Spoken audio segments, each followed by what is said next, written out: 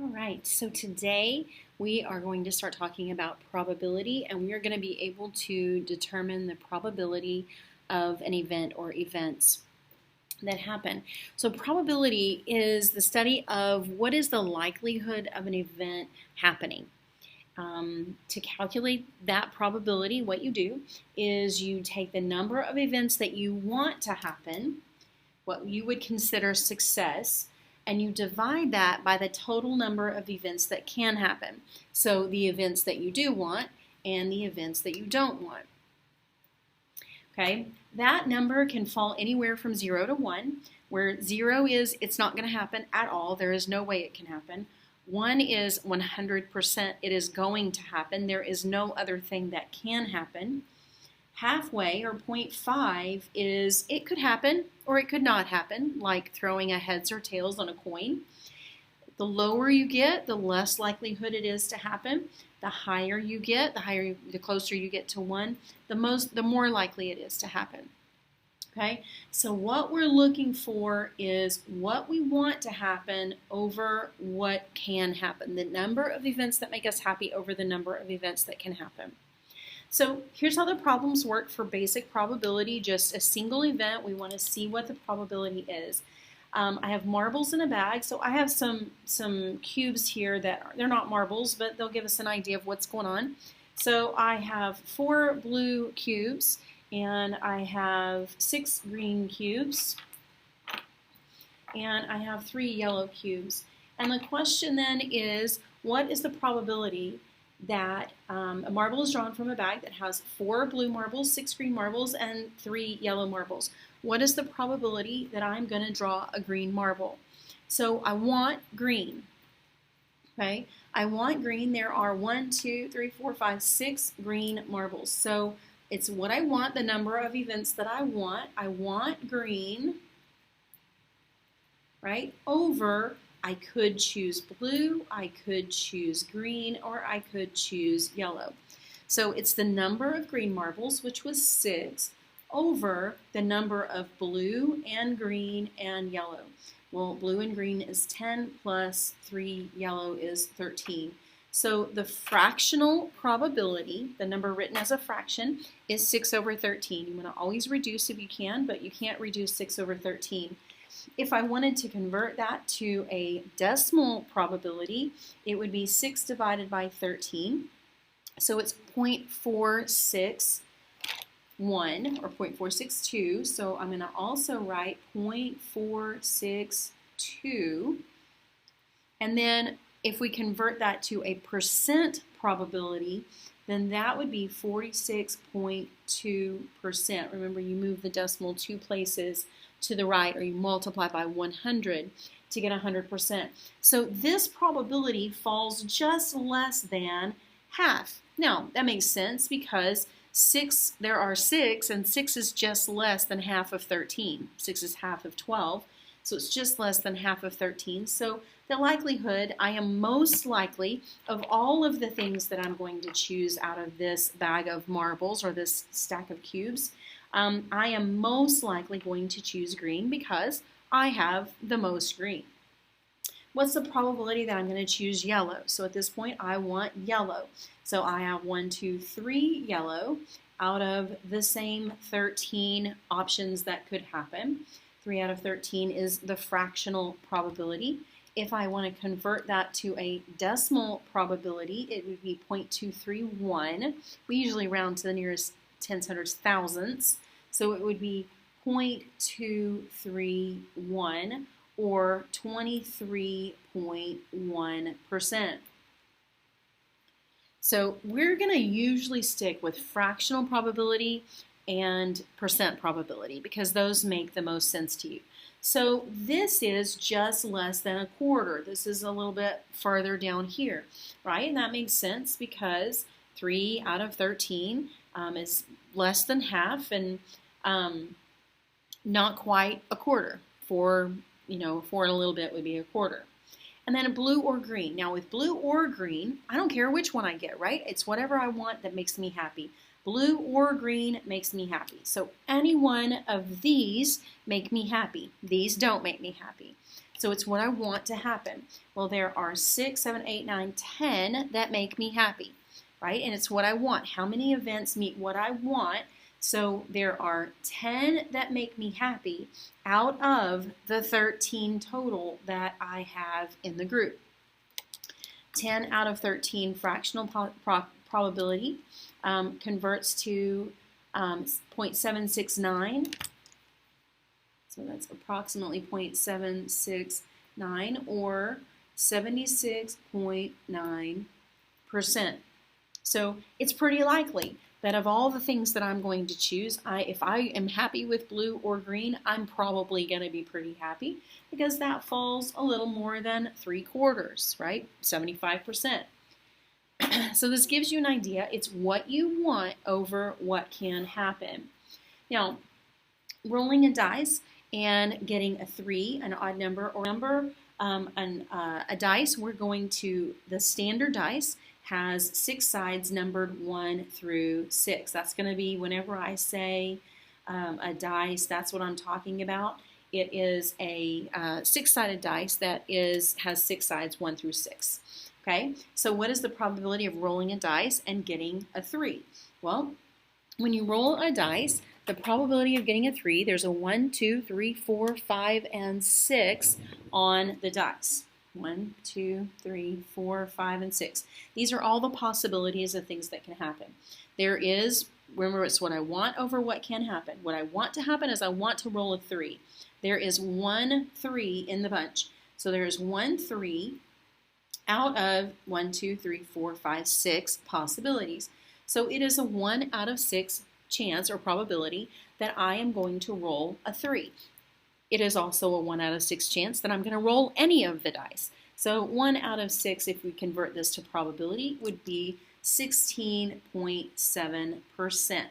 And I like to change it to percents because I think that percents mean more to you because you're accustomed to grades being in percents. And so I think 16.7% means more to you than 1/6 does.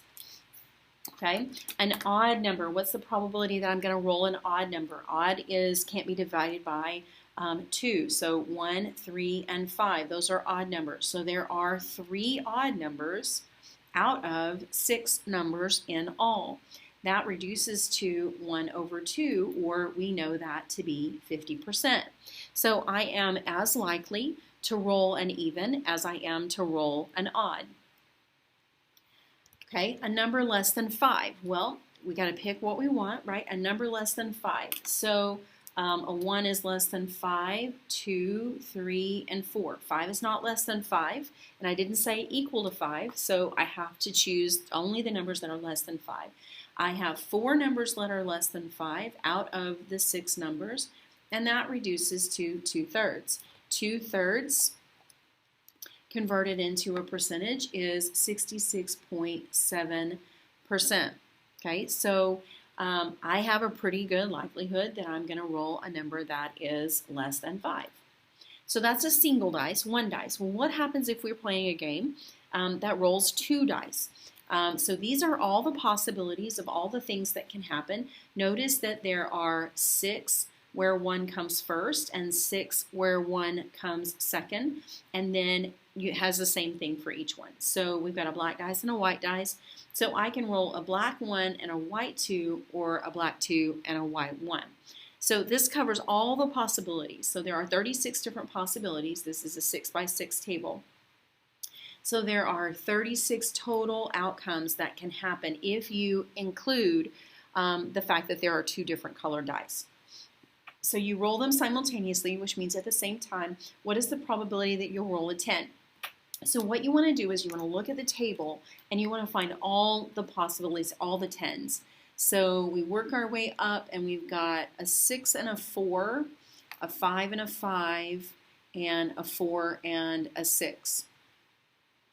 That's all the places because 5 and 5 is duplicated in both places. So that is the probability that I'm going to roll. So out of all of them, I can roll a 10 3 out of the 36 total times. What that means is if it works the way it's supposed to work. Now, this is a prediction, so there's no telling. We know that when we roll a dice, sometimes we just seem to roll a 3 every single time we roll. We know that probability doesn't work that way. I only stand a chance of rolling a 3 16.7% of the time, but sometimes probability doesn't match real life. Okay, it's just a prediction. So 3 over 36 is 1 over 12. So if I were to roll these two dice 12 times or 36 times, if I rolled them 36 times, I should roll a 10 3 times, or 1 if I roll it 12 times. Okay? Now, last, given a full deck of cards, so every deck of cards, one deck, if you don't know, a deck has 52 cards. It has 4 suits. Okay, it has hearts, diamonds, clubs, and spades. So it has 4 suits. It has 26 red and 26 black. There are 12 face cards. So a face card is any card that has a face. So a jack, a queen, and a king. Those are considered face cards. I think that gets all of the possibilities. Oh, and there are 13 cards in each suit. Okay, so there are 4 suits and there are 13 cards per suit. So in case you're not familiar with a deck of cards, never played a game of solitaire, then you can know what those are. But we'll give you this deck so that you have it. So given a full deck of cards, what is the probability of drawing a red card? So we want red cards. There are 26 red cards out of 52 cards. And so I have 1 out of 2 chance, or a 50% chance of drawing a red card when I reach in the deck. So we fan out the deck of cards and we reach in and we're going to draw, we think we're going to draw a red half of the time. Of face cards. So here are all my face cards. They're all right here. Right there are my face cards. So I have 12 face cards. 12 face cards out of the 52 cards. Now, if you don't know how, you can let your calculator reduce the fraction for you. So just do 12 divided by 52 and hit math, enter, enter, and you get 3 out of 13. You can also do alpha y equals and get your fraction that way, and do 12 over 52, and it will reduce the fraction for you that way. So 3 over 13 is our reduced fractional probability, or 3 divided by 13 is 23.1%. So we have a 23.1% chance of getting a face card. And then what about a red 4? Well, let's look at all of our reds. So these are our red cards, and these are our black cards. So there are 2 red 4s. Out of the entire deck, 2 red 4s. 2 out of 52 is 1 out of 26. So I'm not very likely to draw a red 4. It's a 3.8% chance that I'm going to draw a red 4. Okay, so that's our basic probability. Let me see, I think that's the last one. Yep, that's our basic probability. One single event. It's what I want to happen over what can happen. So how many events make me happy? How many things exist that make me happy over how many things exist in all? Now, we have independent events and we have dependent events. So an independent event is an outcome of the event. So we've got 2, 3, 4 things that are going to happen. I'm going to reach in the bag twice. I'm going to draw 2 cards. So multiple things are happening, and the outcome of the events do not impact each other. Okay? For instance, if I wanted to know the probability of drawing a blue tile or blue box and a green pen, those are different events. I can tell when I reach in the bag what's a tile and what's a pen. And so if I wanted to know the probability that I'm going to draw a blue box and a green pen, those are independent of each other. They don't impact each other. Here's another way that things are independent is I reach in, I draw a blue, and then I put it back. What happens is the total number doesn't change. The total number of any type of thing does not change. Okay, we'll look back at those in a second. So you're looking in a problem, you're looking for the words like and, you're going to do this and that. Put back, it's going to say it's put back or it's replaced. And what you're going to do is it's the probability of one times the probability of the other. Now, a dependent event means that one thing does impact the other.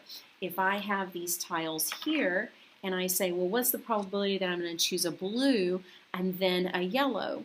Well, we take a blue and then notice now I have one less tile to choose from. Then I want to know whether I'm going to choose a yellow. Well, if these are in a bag and I can't see them, now I have one less tile to choose from. Those are dependent. Whether I draw a yellow second depends on what I drew first. Okay, so you want to look for words like you keep it or you don't replace it. And what you're going to do is you still find the probability of both. You still multiply them both. You just have to know like how many of what you want and how many of what can happen, what's still there for it to happen that way. Okay, so we always assume what we get what we want. So what's the probability of drawing a diamond, replacing it, and then drawing another diamond? Okay, well, remember that there are 13 diamonds. So we have two events. We're drawing a card, we're putting it back, and we're drawing another card. We have two events. So that means we have two separate probabilities that we're going to multiply together. So the probability of drawing a diamond, there are 13 diamonds in the deck out of 52 cards. I reach in. How about that? I get a diamond. I put it back in the deck and I draw again. Now I still want a diamond. There are still 13 diamonds in the deck and there are still 52 cards in the deck. So I'm going to take 13 over 52 times 13 over 52. So 13 over 52 times 13 over 52. Now, you don't have to do them as fractions like that. You don't have to go in and do all that. I'll show you another way, but it reduces it for you, which is nice. You can also do 13 divided by 52 times 13 divided by 52. And then you can math enter it, depending on how you want your final answer. So we get that we have a 1 in 16 chance of that happening, or a 6.25% chance of that happening. So the fact that the probability of choosing a diamond, putting it back, and then choosing another diamond is pretty low. 6.25%, pretty close to zero. Now let's look at the difference that it makes when you do not replace it. What happens when you don't replace it? So I want to know the probability that I'm going to draw a diamond first. There are 13 diamonds and there are 52 cards in the deck. I'm going to reach in. I am going to draw a diamond. We always get what we want. I'm going to draw a diamond and then I'm going to set it over to the side. I'm not going to put it back in the deck. Now I want to know the probability of drawing another diamond. Well, I just put one diamond to the side. So now there are 12 diamonds in the deck and there are only 51 cards in the deck. Okay, so you can see the difference that it makes when you don't replace it. Always assume that you get what you want. Okay, so then we do 13 over 52 times 12 over 51. And we get 1 over 17. Okay, so I have a 1 in 17 chance that that's going to happen. If I draw 17 times, this is going to happen one time. That's what probability says. Okay, if I convert that to a decimal, 1 out of 17 is a 0.59% chance, a 5.9% chance. Okay, so it's close. It didn't make a big difference because there are so many cards in the deck, but it did make a difference to not replace it. Okay, now what about this? So let's look at another one. We've got two events. We want to draw a red face card, we want to put it back, and then we want to draw a black ace. Anytime you have two events, so that you're going to do this and then you're going to do that, then you do two fractions. So you draw a red face card. So how many red face cards do we have? Let's look over here. So we have 6 red face cards and 6 black face cards. So there are 6 red face cards out of the 52 cards in the deck. We reach in, we draw, we get a red face card, and we put it back. Okay, we put it back. So there are still 52 cards in the deck. What is the probability of drawing a black ace? Well, there's a black club, ace of clubs, and there is a black ace of spades. So there are 2 aces that are black. So I have 6 out of 52 times 2 out of 52. So it's a very low percent, right? Times 100 if you need to see that in percentage. See, that's 0.44%. Like that's 0.44%. So that's less than 1% chance of that happening. If I math in or enter that back into a fraction, you can look. So if I do this 169 times, it might happen 75 times. Okay, so this is pretty low chances of that happening. Drawing a red face card, putting it back in, and then drawing a black ace if you needed them in that particular order. Okay, so let's go back to our markers, or our marbles, and look at this. So I have 5 green marbles in my bag. I have 3 blue marbles in my bag, 6 yellow marbles, and 4 white marbles. Okay, so this is what I have right here. These are all the things I have. So I want to know the probability that I am going to draw 2 green marbles if the first marble is replaced. Okay, so remember, it's what I want over what can happen. So there are 1, 2, 3, 4, 5 green marbles out of 5 and 3 is 8, plus 6 is 14, plus 4 is 18. So there are 5 green marbles out of 18 marbles. Okay, and then I reach in, I get what I want, but I put it back. So I put it back. Now I want to draw another green. Well, now you look at it a second time, okay, and there are still 5 green marbles. There are still 18 marbles. So 5 divided by 18 times 5 divided by 18 is 7.7%. Multiply by that by 100 if you need to see it. That is 7.7%, or in fractions, it won't turn back into a fraction. It is 2, it doesn't like it. It doesn't like to turn that back into a fraction at all. So 5 out of 18 times 5 out of 18, probably because it rounded. Let me math enter this part. There it goes. So 25 out of 324. So very low chances of that happening. Green and then green. Okay, so let's look. What's the probability of drawing a blue and then a yellow if you keep the first marble? So in this case, this is dependent. This one was independent because the second draw nothing about the first draw affected the second draw. I still had a full bag of marbles. Okay, if you draw a blue and then a yellow, but you keep the first marble, this is dependent because whether I draw yellow second depends on what I drew first. Okay, so what's the probability that I'm going to draw a blue? Well, there are 3 blue marbles out of the 18 marbles in the bag. I reach in, I draw a marble blindly, and I get a blue marble, and I set it to the side. So now I want to know what's the probability that I'm going to draw a yellow now. Well, it was dependent because now what happened is now there are only 17 marbles in the bag. So the probability that I'm going to draw a yellow, there are still 1, 2, 3, 4, 5, 6 yellows in the bag. So 6 yellows out of 17. Now see what would have happened, just like we did earlier with the face cards, or drawing a diamond and then a diamond. If I had asked to draw a blue and a blue, then see now I have 1 less blue. So I have 1 less marble and I have 1 less blue. So that would have dropped this to 2 to 17. So you can do it this way too, if you don't like doing those fractions. That way you can do 3 times 6 and get 18.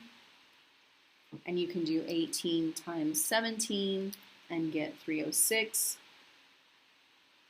You can reduce it that way. There are a lot of ways that you can do these different problems. That's 1 out of 17. Or 0.59%, depending on what I ask you, about 6% if you round it to the nearest whole percent. Okay, so that's what it looks like, okay? Dependent, like if I had said this one green and green, but I don't want to replace the first marble, notice that there are 5. I reach in, I grab one, I get what I want. I always get what I want, and now there are only 4. right, if I keep it. So it all depends. You have to pay attention to whether you keep it or not. Now, what if I want to roll a dice and spin the spinner? So you have to ask yourself, is this dependent or independent? Does rolling the dice impact what we spin on the spinner? Absolutely not. They are two completely separate things. They don't have anything to do with each other. So what's the probability of the spinner landing on yellow? So notice how these are broken into pieces, right? They are evenly divided. So there are 4 color options, they are equally sized, so I'm equally likely to land on any one of them. And then, so I want to land on yellow, and then I want to roll a number greater than 4. All right, so we start first with the spinner. It doesn't matter, we can start with either one, but you're going to do them independently. Okay, this is independent. One does not impact the other. So the probability that I'm going to roll yellow is 1, there's 1 yellow section over 4 total sections that are all equal in size.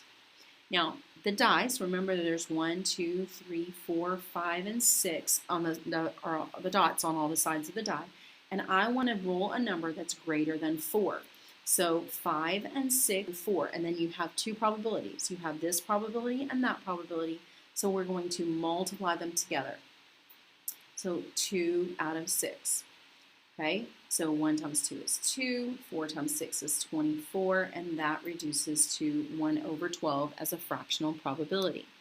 As a decimal probability or a percent, it's 8.3%. So we have an 8.3% chance that we're going to roll a yellow, and we're going to roll a number that's bigger than 5 or bigger than 4. Now, last one. Plates and cups are in the same cabinet at your house. There are 6 red plates, 4 black, 5 white, and 3 blue cups, 5 yellow cups, and 2 pink cups. If you reach in the cabinet without looking and you pull out 1 plate and 1 cup, what is the probability that you will pull out a black plate and a pink cup? Now, even if you reach in blindly, there's no mistaking a plate for a cup. They're very different objects. And so you want to do just your plates and you want to do just your cups. And they're separate, they're independent, they don't impact each other. So there are 6, 4, and 5. There are 15 plates, and there are 5, 3, and 2. There are 10 cups. I'm going to know the probability that I'm going to get a black and a pink cup. Well, there are 4 black plates out of the 15 plates, and there are 2 pink cups out of the 10 pink cups. Now, if I wanted to know the probability of getting a yellow cup and then a pink cup, that's different, right? That's like you're doing the marbles at the top. But this time I'm doing a plate and a cup. They're 2 different objects. You would multiply those 2 together. So 4 over 15 times 2 over 10. If I want that as a fraction, then I would leave it as 4 over 75 or 5.3%. Okay, so it all comes down to this. Probability is what you want to happen over what can happen. Okay, if it is independent, that means you're going to put it back. You're always starting with the same number in your bag. And if it's dependent, that means you're going to be taking it out and putting it to the side. When you have 2 events that are happening, or 3 or 4, if you're going to reach in the bag 4 times, you would have 4 fractions and you would multiply them all together.